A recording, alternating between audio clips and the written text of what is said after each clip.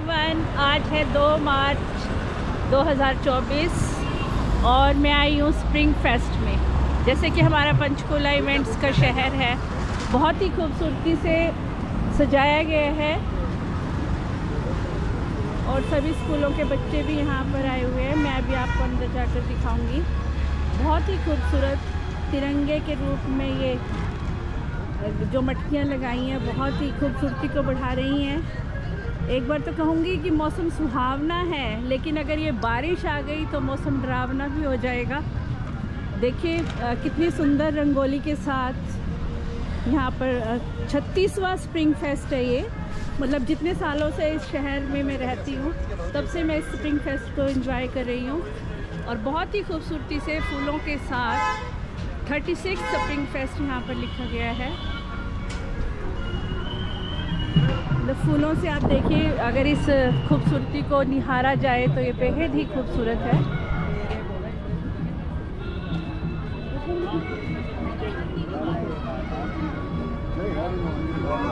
ये यहाँ पर एंट्री फॉर्म्स हमें भेजे गए थे। सभी इस तरह की कॉम्पिटिशन्स है, rangoli, painting, sport, environmental quiz, mehndi competition, हास्य कवि सम्मेलन, fancy dress, best out of waste. बीच बीच में मैं आपको दिखाती रहूँगी। और ये गार्डन्स की जो बेस्ट गार्डन्स के रिजल्ट है वो थोड़ी देर में और भी रिजल्ट आ जाएंगे। और बेहद ही खूबसूरती से सजाया गया ये अवनिका गार्डन। बाकी दिनों में तो यहाँ पर कुछ ऐसा दिखाई नहीं देता है जो खूबसूरती आज दिखाई दे रही है। फूलों को भी बोया गया है, तरह तरह के माली आ गए हैं, बहुत सारे मुख्य अतिथि बैठे हैं, बहुत कुछ यहाँ पर नज़र आ रहा है।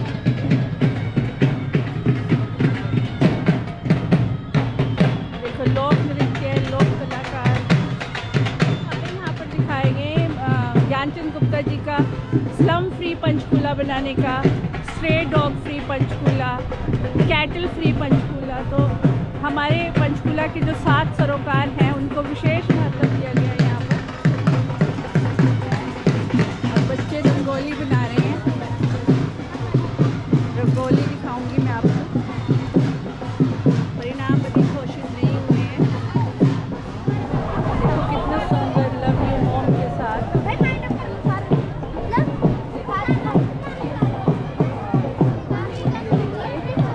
मदर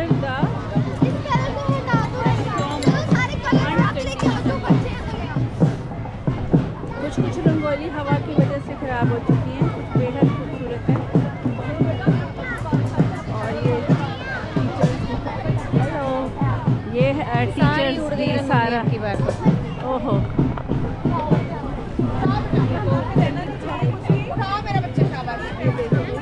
कविता के लिए बहुत ही सुंदर कार्यक्रम होने वाला था, लेकिन बारिश ने सारा काम चौपट कर दिया।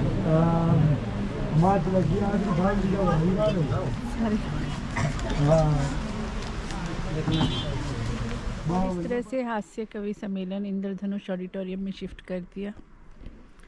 पार्टिसिपेंट्स यहाँ पहुँच चुके हैं, कुछ पहुँच रहे हैं। मेहंदी कंपटीशन भी अब इंद्रधनुष ऑडिटोरियम में ही होगा। कुछ लोगों को जानकारी मिली है, कुछ को नहीं मिली है। इस हिसाब से लग रहा है पार्टिसिपेंट्स कुछ कम भी हो सकते हैं। देखते हैं आगे क्या होता है। और ये यहाँ पर निर्णायक मंडल आ चुका है। निर्णायक मंडल में नीलम त्रिखा जी जी सुनीता जी, क्या बात है, वेरी गुड, बहुत बढ़िया है। तो हम ये बहाना है देखो मिलने का मित्रों के साथ जो है ना। और ब्लू बर्ड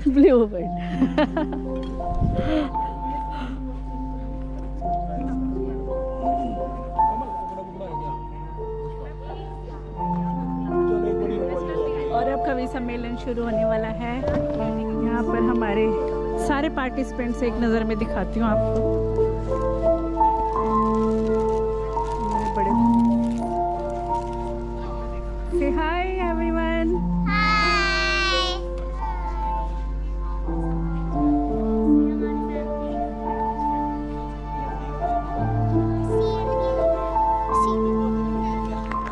और ये हास्य कवि सम्मेलन शुरू हो गया। नमस्कार, मेरा नाम प्रीशा है। आज मैं आप सबके सामने ठंड के कुछ फायदे बताना चाहती हूँ। पर क्या होवे जो सोते सोते लाइट गुल हो जावे, जो सोते सोते लाइट गुल हो जावे। Please put your hands together for token number 2. YouTube.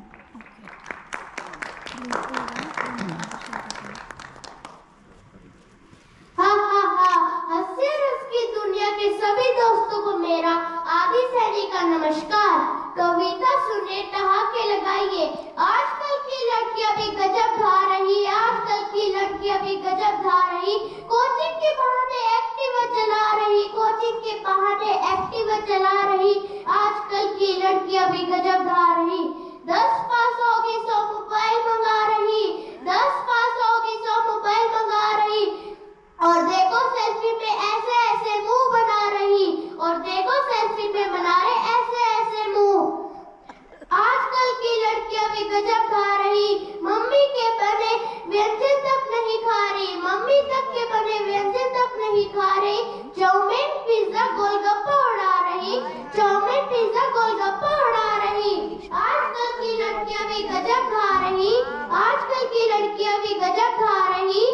पढ़ने की खातिर इंदौर कोटा जा रही, पढ़ने की खातिर इंदौर कोटा जा रही। और देखो सूरदास के आंखों में काजल लगा रही, और देखो सूरदास के आंखों में काजल लगा रही। अब मैं आपको एक बूढ़ा बुढ़िया की गाथा सुनाता हूँ। बिहार की राजधानी है पटना, बिहार की राजधानी है पटना। वहाँ की होटल की है ये एक घटना, वहाँ की होटल की है ये एक घटना। एक बूढ़ा आया, साथ में बुढ़िया को भी लेकर आया। एक बूढ़ा आया, साथ में बुढ़िया को भी लेकर आया। दोनों ने होटल में जाकर वेटर को बुलाया, दोनों ने होटल में जाकर वेटर को बुलाया। दोनों ने अपना अपना ऑर्डर मंगवाया। पहले बूढ़े ने खाया, बूढ़े ने पंखा हिलाया। फिर बुढ़िया ने खाया, बूढ़े ने पंखा हिलाया। ये देखकर वेटर शर्माया और फरमाया, ए लैला मजनू की माई बाप, तुम दोनों ने अपना खाना साथ क्यों नहीं खाया? ये सुनकर वेटर ने बूढ़े ने फरमाया, बेटे तेरा सवाल तो है नहीं, पर क्या करें हमारे दांतों का तो सेट ही है। धन्यवाद।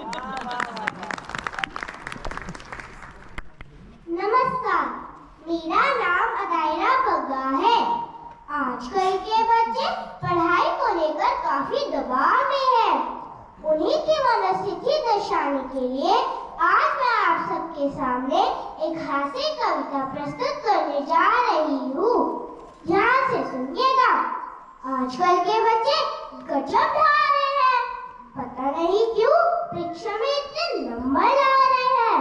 हम तो 60-8 भाई थे, पढ़ाई में खूब मन लगाया करते, तब जाकर सबके मिलाकर 60-70% आया करते।